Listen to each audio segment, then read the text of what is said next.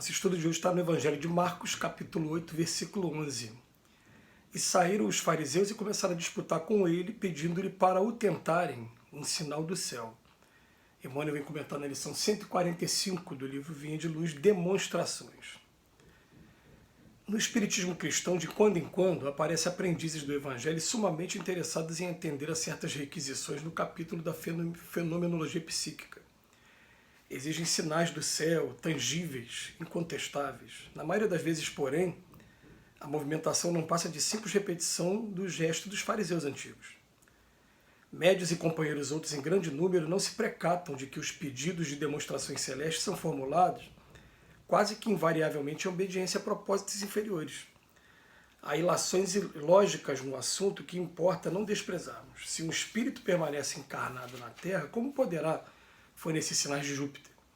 Se as solicitações dessa natureza endereçadas ao próprio Cristo forem situadas no âmbito das tentações, com que argumento poderão impô-las aos discípulos novos, aos seus amigos do invisível? Ao invés disso, aliás, os aprendizes fiéis devem estar preparados para o trabalho demonstrativo de Jesus na Terra. É óbvio que o cristão não possa provocar uma tela mágica sobre as nuvens errantes, mas pode revelar como se exerce o ministério da fraternidade no mundo. Não poderá desdobrar a paisagem total onde se movimentam as criaturas desencarnadas em outros campos vibratórios. Entretanto, está habilitado a prestar colaboração intensiva no esclarecimento dos homens, do presente e do futuro. Quem reclama sinais do céu será talvez ignorante ou portador de má fé. Contudo, o seguidor da Boa Nova que procura satisfazer o insensato é distraído ou louco. Se te requisito demonstrações exóticas, replica resoluto que não foste designado para a produção de maravilhas, e esclarece a teu irmão que permanece determinado a aprender com o mestre a ciência da vida abundante, a fim de ofereceres à terra o teu sinal de amor e luz inquebrantável na fé para não sucumbir às tentações. Demonstrações.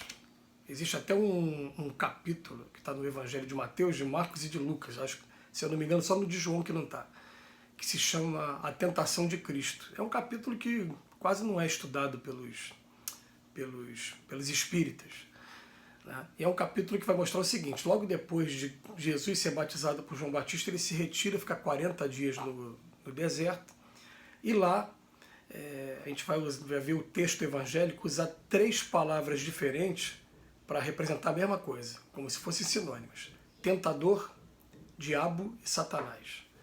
Então aparecem os pedidos de demonstrações. Não só os encarnados, mas também os desencarnados desafiando o mestre. Se é você mesmo, transforma isso aqui em pão. Te atira daqui de cima, querendo provas.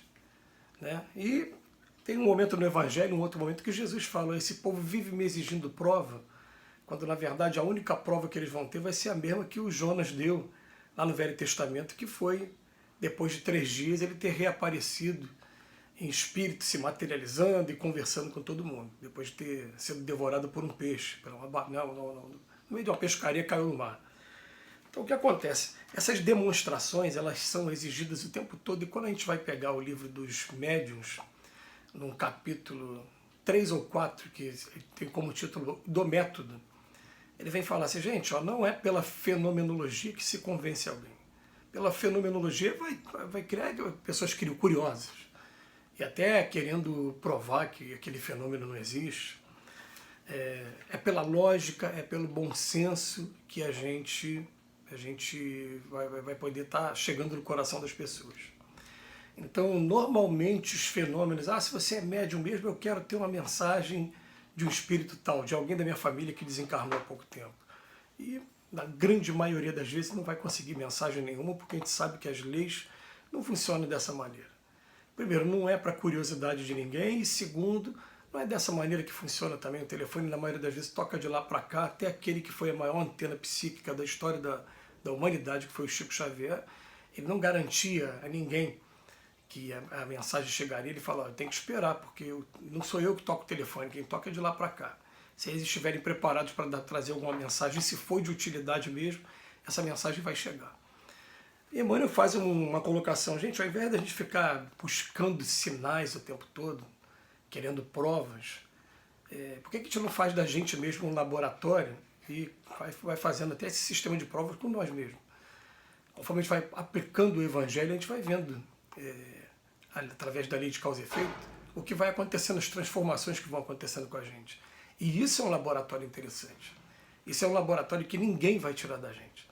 O poder da prece, o poder de um estudo edificante, de uma leitura edificante, o poder de uma prática qualquer que seja em bem das pessoas sem esperar nada em troca, o poder de se envolver com algum trabalho que seja aquele trabalho que vai trazer progresso na vida das pessoas.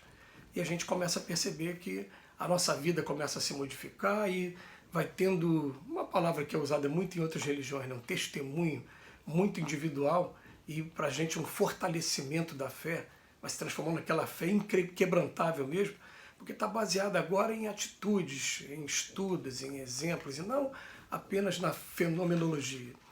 Mas a gente vai garantir uma coisa também, né? De experiência própria aqui. Ó. A fenomenologia, ela acontece sim, mas ela acontece de maneira espontânea, sem provocação nenhuma, e ela acontece a todo momento. Ela acontece, por exemplo, quando a gente vai começar a fazer um estudo, ou a gente vai visitar alguma pessoa, e a gente profundamente aqui, com fé, a gente faz o nosso pedido: por favor, Senhor Jesus, não permita que o meu individualismo, que o meu egoísmo atrapalhe nesse momento. Eu quero que está sendo servindo de instrumento humildemente na mão desses espíritos amigos. E aí quando a gente faz isso, a gente podia ter preparado todo um material para estudo, não vai usar nada daquilo porque eles vão utilizar mesmo a gente como instrumento, a gente só vai usar aquilo que é necessário para aquele trabalho naquele momento. Então, aí a gente começa a ver como é que a fenomenologia ela acontece.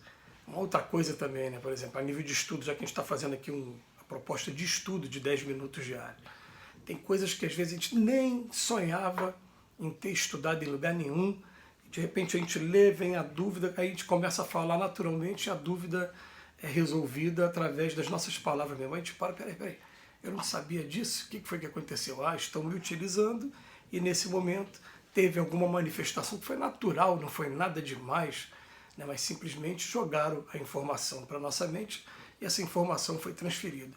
Esse é um laboratório maravilhoso que ninguém tira da gente. Isso aí vai de cada um, né? Cada um vai ter o seu momento aí também. Então, médios e companheiros outros em grande número não se precatam de que os pedidos de demonstrações celestes são formulados quase que invariavelmente em obediência a propósitos inferiores. Propósitos inferiores, propósito que não tem a ver com o bem comum, com todo o trabalho que vem se desenvolvendo, né? E, ao invés disso, aliás, os aprendizes fiéis devem estar preparados para o trabalho demonstrativo de Jesus na Terra. Aí sim.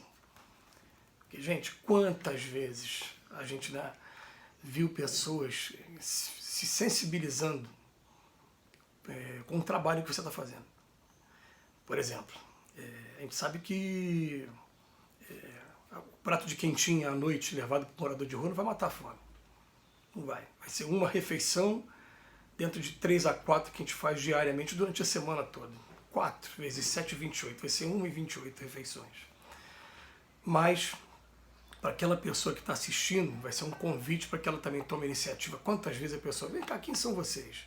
Pô, que trabalho legal que vocês fazem, né? Inclusive, quando o trabalho realmente contagia, vem pessoas de religiões diferentes, de credo diferente, até ateus. Porque no nosso trabalho, principalmente, né, durante um bom tempo, quem comprava as quentinhas para doar para a gente, ele se intitula ateu, ele diz que ele não segue realmente religião nenhuma, mas o trabalho da caridade, o trabalho em prol do próximo, ele não tem religião, ele não tem denominação nenhuma. Então, esse tipo de trabalho contagia muito mais do que a fenomenologia. Aliás, aqui no Brasil a gente está repleto de templos religiosos que fazem uso da mediunidade, seja chamando de orixá, seja chamando de Espírito Santo, como acontece em algumas religiões evangélicas, que não deixa de ser mediunidade, é o Espírito que está se manifestando ali. E que na verdade é só curiosidade. Porque quando realmente a coisa vale a pena, ela vem em forma de mensagem, de transformação, de fé e, acima de tudo, de entrega de trabalho ao Cristo. Que Jesus nos abençoe hoje e sempre. A gente agradece mais uma vez a Emmanuel.